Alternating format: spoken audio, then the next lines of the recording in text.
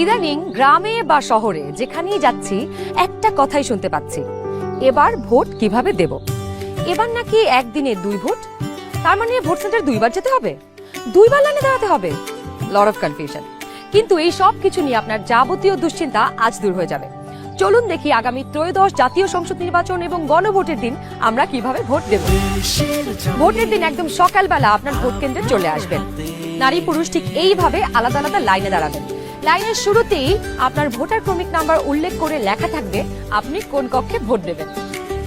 Vote কেন্দ্রের কোন কক্ষে আপনি ভোট দিবেন সে বিষয়ে আনসাররাও আপনাকে সহায়তা করবেন। এরপর আপনি সোজা চলে যাবেন আপনার ভোট কক্ষে। কিভাবে নারী এবং পুরুষ ভোটারদের আলাদা রুমে ভোট গ্রহণ করা হচ্ছে চলুন দেখে আসি। কক্ষগুলোর বাইরেও ভোটার ক্রমিক নম্বরগুলো লেখা থাকবে।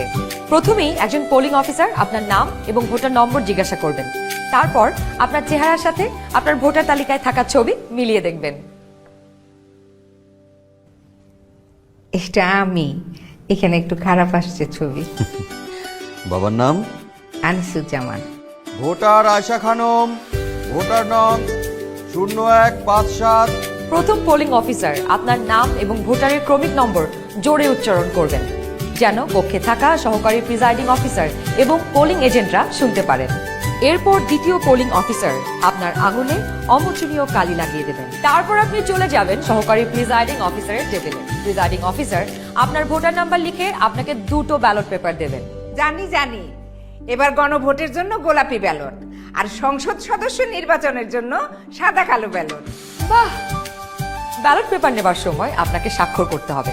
আপনি চাইলে টিপসই দিতে পারেন। দেশের চাবি আপনার হাতে। ব্যালটের সাথে দেওয়া হবে সিল মারার জন্য একটি রাবার স্ট্যাম্প। আপনি 2টি ব্যালট এবং রাবার স্ট্যাম্প নিয়ে ভোট দেবার গোপন কক্ষে যাবেন। এবার কিন্তু সময় বাঁচানোর জন্য অনেক ভোট কেন্দ্রেই 2টো গোপন কক্ষ থাকবে, যাতে একই সময়ে 2জন ভোটার 2টো গোপন কক্ষে ভোট দিতে পারেন। গোপন কক্ষের ভেতরে আপনি কিভাবে ব্যালটে সিল দিবেন চলুন দেখি। গণভোটের গোলাপি ব্যালটে হ্যাঁ এবং না 2টো ঘর থাকবে। সংস্কার বা পরিবর্তন চাইলে হ্যাঁতে সিল মারুন। গণভোটে আপনি হ্যাঁ দিলে সবগুলো সংস্কার পাবেন, আর না দিলে কোনো সংস্কারই পাবেন না। এরপর ব্যালটটি লম্বালম্বি ভাঁজ করুন, যেন সিলের রং অন্য ঘরে না পড়ে। এরপর আড়াআড়ি ভাঁজ করুন। সংসদ সদস্য নির্বাচনের জন্য সাদা কালো ব্যালটটিতে থাকা আপনার পছন্দের ব্যক্তি বা দলের মার্কায় সিল মারুন। সিলটি কিন্তু নির্ধারিত ঘরের বাইরে যাওয়া যাবে না। মার্কার বাইরে সিল পড়লে আপনার মহামূল্যবান ব্যালটটি বাতিল হয়ে যাবে। সিল মারার পর এই ব্যালটটিও প্রথমে লম্বালম্বি ভাঁজ করুন, যেন সিলের কালি অন্য মার্কায় না লাগে। এরপর আড়াআড়ি ভাঁজ করুন।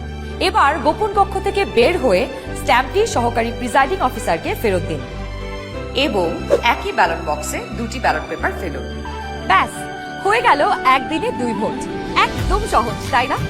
তাহলে নিশ্চিন্তে ভোটের দিন চলে আসুন আপনার ভোট কেন্দ্রে, আর ভোট দিয়ে বুঝে নিন দেশের মালিকানা, দেশের চাবি আমাদের হাতে।